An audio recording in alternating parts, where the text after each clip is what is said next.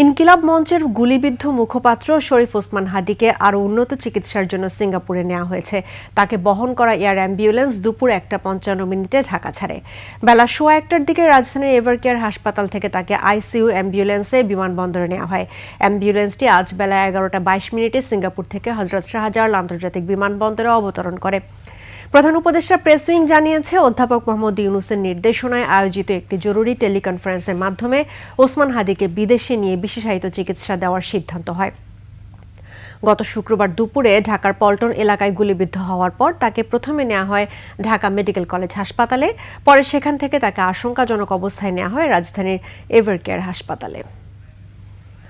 শাহজালাল বিমানবন্দরে আছেন সহকর্মী মাইনউদ্দিন রিপন, সরাসরি চলে যাচ্ছে তার কাছে। রিপন, ওসমান হাদির সর্বশেষ পরিস্থিতি আমাদের জানাবেন।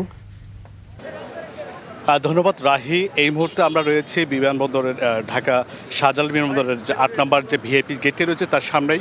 আপনারা দেখতে পাচ্ছেন হয়তো এখানে অনেক আইনশৃঙ্খলা বাহিনী রয়েছে, অনেক মানুষের ভিড় রয়েছে, গণমাধ্যমের কর্মীরা রয়েছে।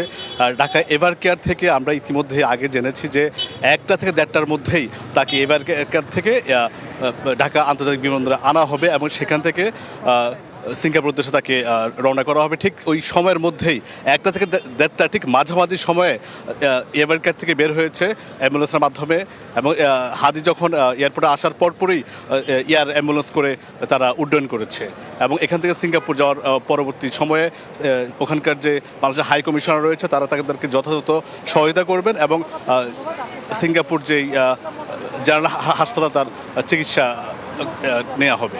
এই ছিল আমার কাছে সর্বশেষ তথ্য রাহি।